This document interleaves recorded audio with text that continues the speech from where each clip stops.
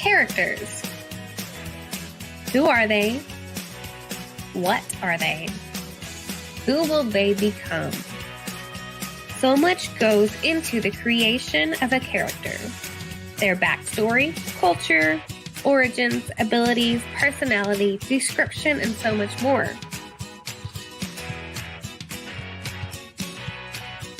As a reader, we only get a glimpse of what truly goes into the development of each character. So sit back and relax as we explore characters in depth on this week's episode of Character Driven with Madilynn Dale.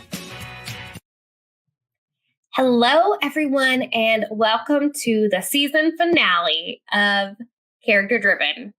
But I do have good news. There will be a second season coming next year. But today I have a fantastic author to end the season off with. She's got a great character and some exciting stories that this character is in. But before I bring her in to let her introduce herself, don't forget to hit that like button and subscribe.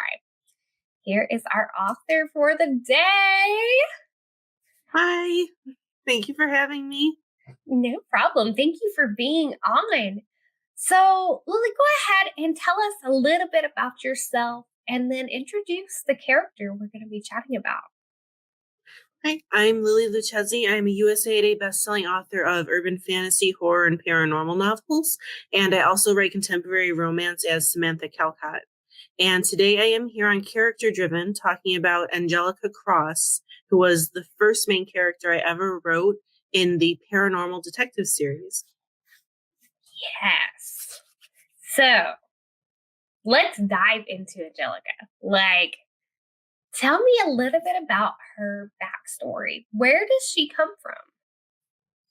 Angelica was born in 1814 in Leicester, England, and she was the daughter of a lord and lady of Cumberland Manor. Her father was a human and her mother was a vampire, making her one of the under 100 half vampires in the world. Wow. So what was it like for her growing up and surviving all this time as a half vampire? Her childhood was very idyllic. She spent her days with her father, the nights with her mother, learning the ropes. She was bred to take over her family's legacy, so she wasn't bred to become a hunter like a lot of full vampires are. She was just... And when she turned 18 is when she discovered that not all paranormal creatures are good, when her boyfriend got possessed by a demon and she was forced to kill him. Oh, that's rough. Heartbreaking rough. Extremely. And that only happened after she was told she couldn't be with her first boyfriend because him being a werewolf, his blood would kill her. Oh, that's even worse. I don't even know. It's bad all over. It was hit after hit. She's the only character who had a decent childhood. Mm-hmm. And as soon as she hit adulthood, everything went downhill from there. And that's not even the worst things that's happened to her. Oh, gosh. So what are some of the struggles she has to face then? That's one of the least of the worst, right? Yes, when she turns 21, half vampires and full vampires both age normally until they hit 20 or 21, depending. Mm-hmm. And when she was 20, she was supposed to wind up being turned to be a full vampire. And so was her father, so the family could be immortal together. Mm-hmm. And unfortunately, before she could be turned, her mother is murdered brutally in front of her. Mm. And she has to flee. Her mother's family comes from one of the oldest lines of vampires. No one, at the time of the series beginning, no one has ever actually traced the bloodline, but they do know that it's over 1,000 years old. So therefore, the older the vampire, the more powerful they are. So her mother was killed for her blood. The vampire who killed her wanted to gain her power. How does that work, though? Does he drink it and get her power? Yes, but the only way to get the power completely is to kill the vampire. You can't just drink a little bit. They must die. That sucks. Oh. Right. She witnessed almost the entire thing. And the last thing her mother was able to tell her was to get out, because she would be next, of course, being her daughter. She's a continuation of that bloodline. And as Angelica runs, that's when she decides she will dedicate the rest of her life not only to hunting her mother's killer, but also making the world safer for humans and for other paranormal creatures against certain paranormals who want to take over. Because the fight isn't just between paranormals and humans. Other paranormal species also want to overtake each other. Oh, man. So she's got this guy that's killed her mother chasing after her. What happens to her father along the way? Does he stay and train her, or? Her father trained her from 18 to 20. So that was where she initially got all of her skills, because her mother, despite being a vampire, was not a fighter. Again, her line was nobility. So they didn't do any of that. They hired people to do that for them. And after she flees, you do find out by the end of Stakeout Book 1 what happens to her father. But that's a little part of the mystery of the beginning.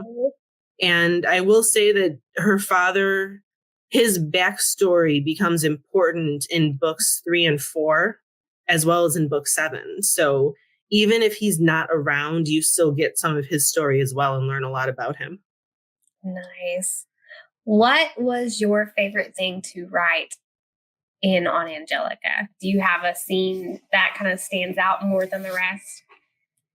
There are 2 of them. One of them was actually the very first fight scene I wrote for book 3, Life Sentence. Because I write out of order, whatever scenes come to me, and then I sort of piece them together. Mm-hmm. It was one of my favorite, where she's facing off against 2 werewolves. And werewolves have exceptional fighting skills, and they don't really need to train. It's almost innate to them how they need to fight and hunt.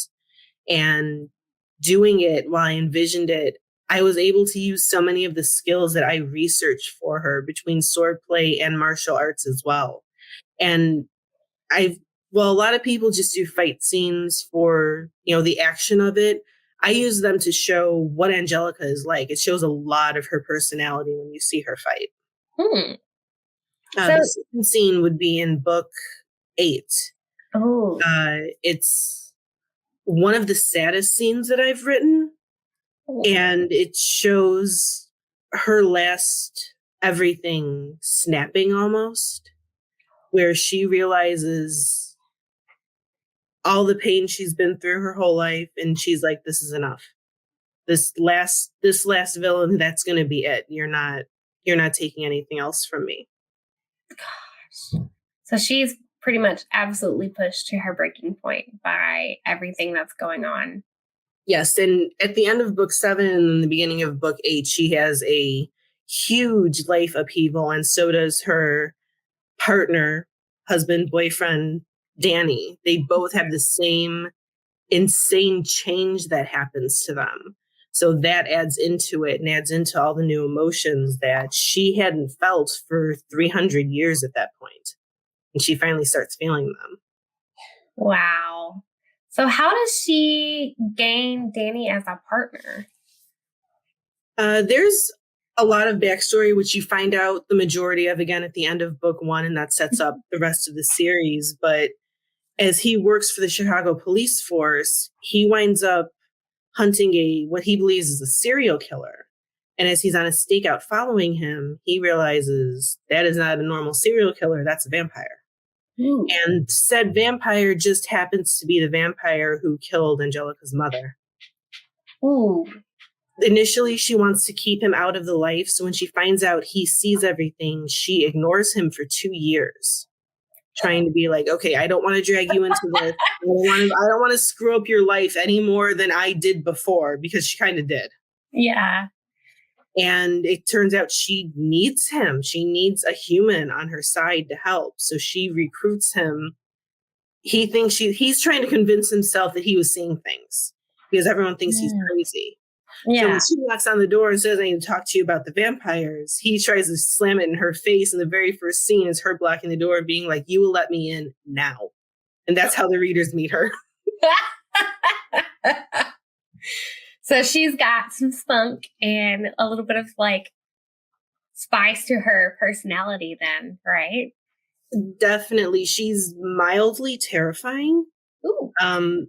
He's also partially legend where while she runs the paranormal investigative division of the FBI, no one really knows if she's real because most people who meet her don't live to tell the tale unless they work under her. Yeah. So if you're not part of the FBI, you don't actually know, is she real or is she just a ghost story that people talk about until she finds you? And then by book 4, everyone has to find out that she is real. Ooh. So how does she end up working for the FBI? Like, what draws her to that?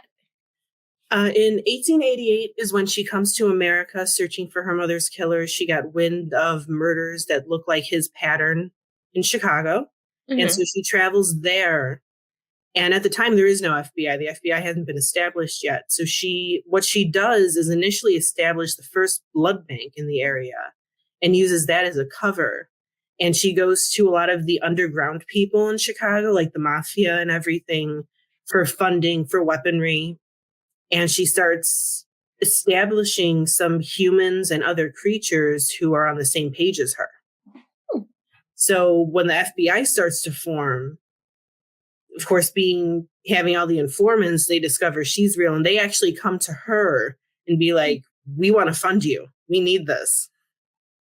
Nice. She kind of like started her own organization, sounds like ahead of time. She did. And in the later books, I actually do flashback and you see the whole scene, how she started, especially during a time when women weren't allowed to run businesses. She totally put them in their place, it sounds like, though. She did. And the funniest thing is most of the men who helped her initially in power were like, we want you to do this because what you're doing is going to help us. Because at the time, Chicago was a hotbed of paranormal activity and there were murders because, back then there's no surveillance, nothing. So the murders were going unchecked. And the first thing she did was slowly have a paranormal investigative division in every state and then around the world. There isn't a country left where she doesn't have someone patrolling. Nice. So her ability to take charge, is that a trait she inherited from her mother? Yes, that was definitely more her mother than her father. Her father was more of the planning and strategizing, whereas her mother was running a household, running all these different things all on her own for about 400 years before Angelica was born. So that's a trait that she gets from her, as well as the ability to put people at ease. All vampires have a glamour ability. Angelica doesn't like to use it. She believes that it's immoral. And one of the laws she establishes is not to use it. But naturally, she is able to, how do I put this? Not make people believe her like she would mind control them, but she's able to make people understand, yes, I've got this. Even when they're sitting looking at this impossible situation, all of her allies are able to look to her and know whatever's going to happen, we know you're going to take care of it. Sweet. So when you first started writing Angelica's first story, did you know it was going to turn into a long series at that time? I did not. It was initially supposed to be a standalone horror novel, about 20,000 words longer. And it was supposed to have a vastly different ending, although kind of close to the ending in book 5, but not exactly. And as I kept writing, she kept talking. She also wasn't supposed to be the main character. Danny was supposed to be the main character. Ooh. I only have mostly female main characters. I write men better. Which so it amuses me that, and she just immediately took over. She's like, no, this is my story. And you can kind of tell halfway through Stakeout the POV, because I write in third person. And it switches between the two of them, but you can see where it shifts to be more about Angelica and her history and what she's like. And she just took it and ran with it. So I went initially, I got an idea for another book because there are actually 2 villains in book 1, and one of them decides she doesn't want to die. So she comes back for the next 2. I'm like, okay, it'll be a trilogy. And then the trilogy ended. And she's like, no, I have more to my story. Yeah. And there's more that comes. And it wound up being 8 books and 3 spinoffs starring her, plus another spinoff with another minor character as the main character. Hi. Angelica also pops up in because she likes to do that. Yes. I like that about her though, because that just kind of, she just wants to keep going. She's like, no, I'm staying in your stuff, whether you like it or not. Yeah, she would not be silenced. And the way I write, I learn about characters as I write them. Mm-hmm. And learning about her, the first thing I learned was I cannot shut her up. Like she is going to go whether I want her to or not. And I'm going to find out the craziest things about her. And I'm just going to have to go with it and figure out how to work these into the story. Yes. Did you end up putting some of your personality or some of you into Angelica's character? All my characters have a little bit of me. Even some of the villains have a little bit of me because that's what makes them relatable. Yeah. With Angelica, part of why I created her the way she was with her more gothic appearance, more full figure. When I was growing up, I didn't have characters who looked like me. A lot of them looked very, I don't want to say normal, like it's an insult. They looked very normal. Yeah, like anyone that you would see in a school or whatever. Yeah. And I wanted someone that I could relate to. One of my favorite series is Vampire Kisses by Ellen Schreiber. And that's the only series when I was a kid where the main character looked like me and had the same interests as me. So I wanted to reach out to all the little goth girls and be like, here's a character for you. Here's someone who likes the same creepy stuff that you do. Here's someone that you might want to look up to, might want to be like and emulate when you get older. Maybe not the murder. Yeah, maybe not that at all. Like everything but this, guys. Keep the murder to the books. Yeah. I love that because, like, I feel as if the indie authors are bringing more like relatable, realistic characters that are not just that one type that we mentioned. Because like even one of my books, like the series right here, if I can not let toys show through, it has a curvy girl as the main character. Because I was like, I'm not in shape. Like I've had a kid and stuff like that because I was writing it when I was pregnant. I'm like, I want this to be like a woman. She's older. She's not the typical like teenager that turns into a shifter and discovers all this. It's just like, that's not who it is. So, and I love that we can do that as authors now. That's another thing with Angelica is because of her vampire blood, but also not entirely because of it. As you learn in book 8, she doesn't look super in shape. Just because you have a little weight on you doesn't mean that you're not strong. And she's the one who does all the training for most people as well. She teaches them how to use specific weapons. She goes through the obstacle course with them. And you get to see her physical strength as well as her emotional strength right away. Because another thing with her is she doesn't shy away from crying either. And when she's frustrated, usually it's when she's frustrated and like just ready to give up, she will burst into tears. And you get that right in book 1 because a strong character doesn't mean they don't need assistance, that they don't need help, that they don't need people around them. And I wanted to make sure that I showed that with her, that she does kind of need comfort sometimes. And this isn't a one-woman show. This isn't going to be someone who, can do everything. She's not going to win every time. She wants to win every time, but she's not going to. So in writing Angelica's story, how long did it take for you to like get book 1 done, like from writing book 1 till the last book in the series? Writing wise, I wrote them all within 3 years. Publishing, it was 4 years. I did 2 books a year. And that was the bulk of my career. Angelica is who started everything. Because even the Coven series and the Paige Papillon Paranormal Mysteries, they are all tied in with Angelica. Like how Stephen King has his big universe set kind of around the Dark Tower. I consider Angelica my Dark Tower. She is the center of everything. And in a way, I kind of did that to sort of thank her. Because if it wasn't for her, I wouldn't have my career. I had shopped other books around before Stakeout. And she was the one that beta readers, reviewers, and my original publisher, it was because of her and how readers enjoyed her and enjoyed her story. Even the bad parts. Like, she does something nearly unforgivable in book 4, Right to Silence. Ooh. And she has to do it because if she doesn't, she'll die. She has to do something she is 110% against. And in her spin-off novel, Vampire Blood and Iron Bullets, you discover she had to do it once more when she was on the run from her mother's killer when she was 18. And those are the two biggest regrets in her life, that she had absolutely no control. And it was a choice of literally live or die. Oh, man. So tough choices. Oh. And there's almost 200 years between the two incidents. Yeah.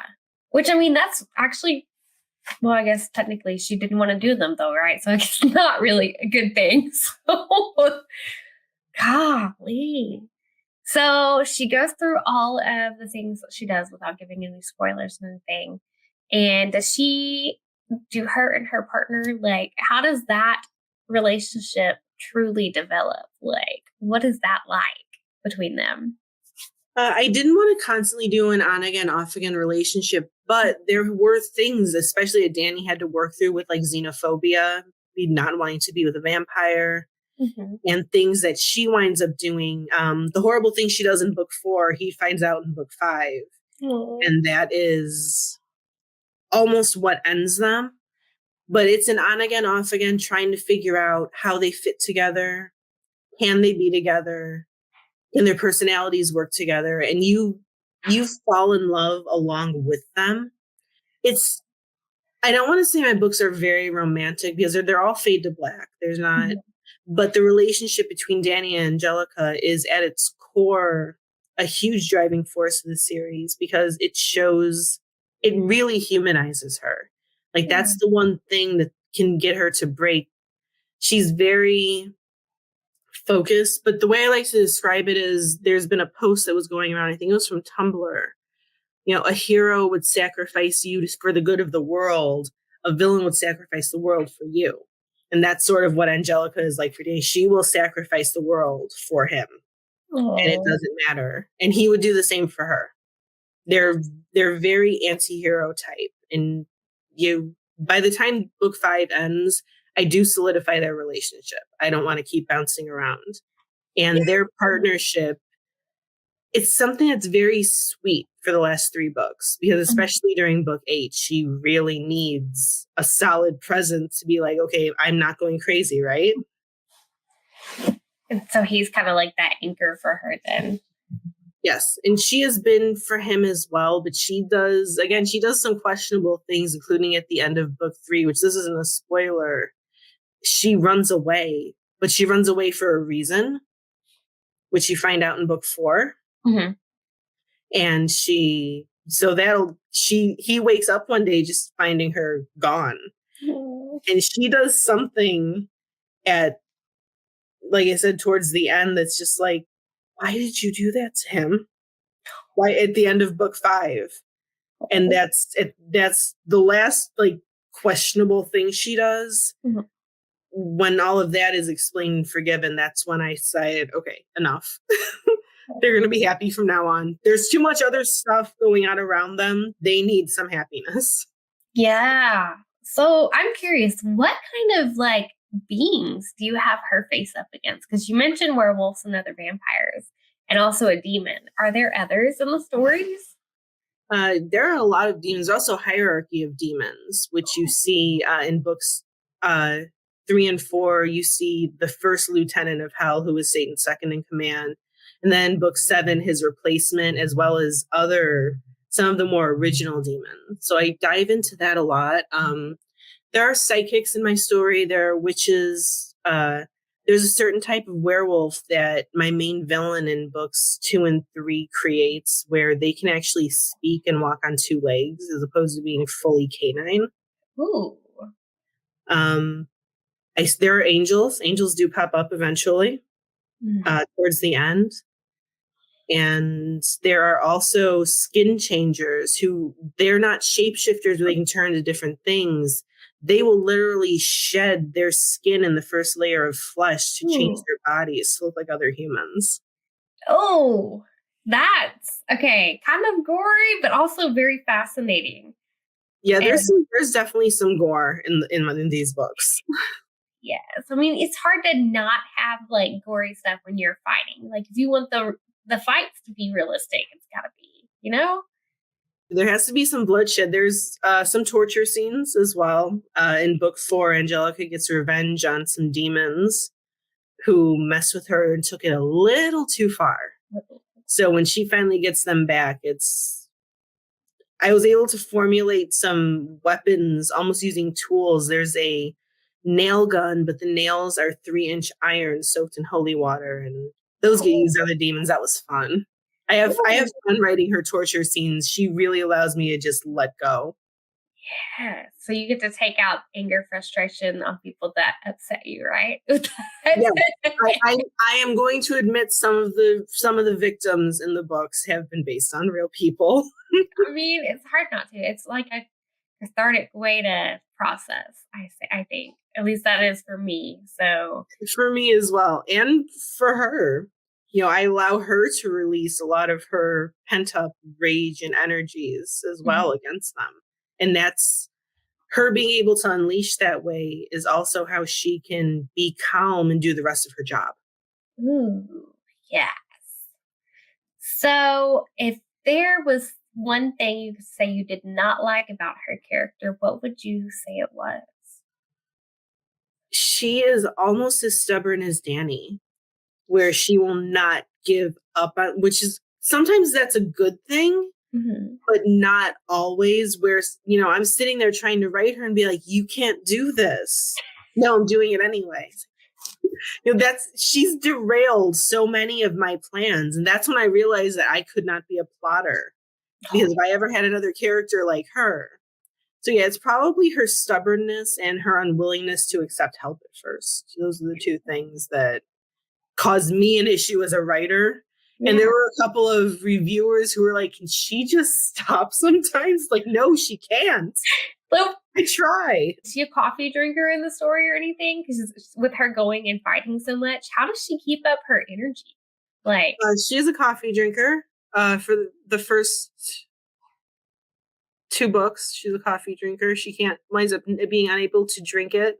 But she actually does coffee mixed with blood sometimes. I don't delve into it too much in Paranormal Detectives, but I do in the Coven series.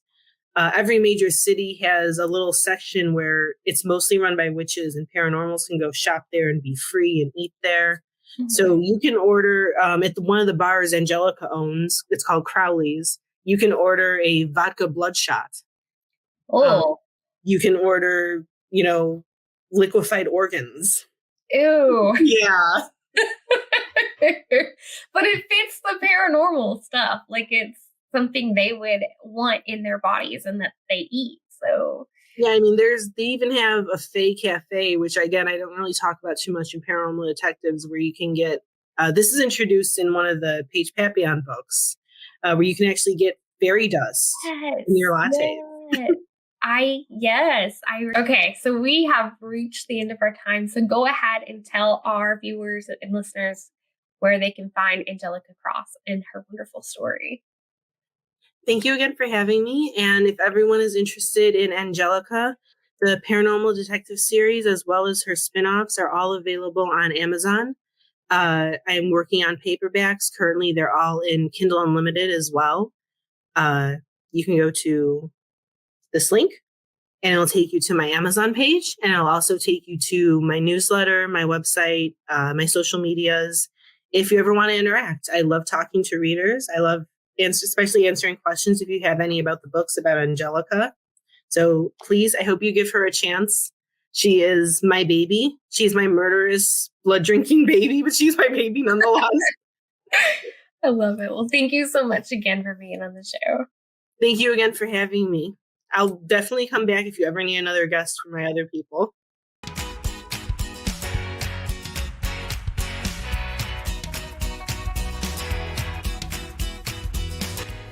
You sound almost proud of that, Danny said, his face pale. She shrugged. Any ideas who this might belong to? Harriet asked, gesturing to the severed tongue. Well, very few people know I lived here without access to the PID database, Angelica said. The note said it was from an old lady. It has to be this empath I saved back in the 50s. Her husband was a psychic vampire purposely draining her. Can I see the tongue? She donned some gloves and took the tongue from one of the ghouls. This has a bite mark, so the vamp must have tore it out with their teeth. Danny smirked. Well, that gives a whole new meaning to the phrase slipping some tongue, doesn't it? Danny, Angelica cried, unable to keep from laughing.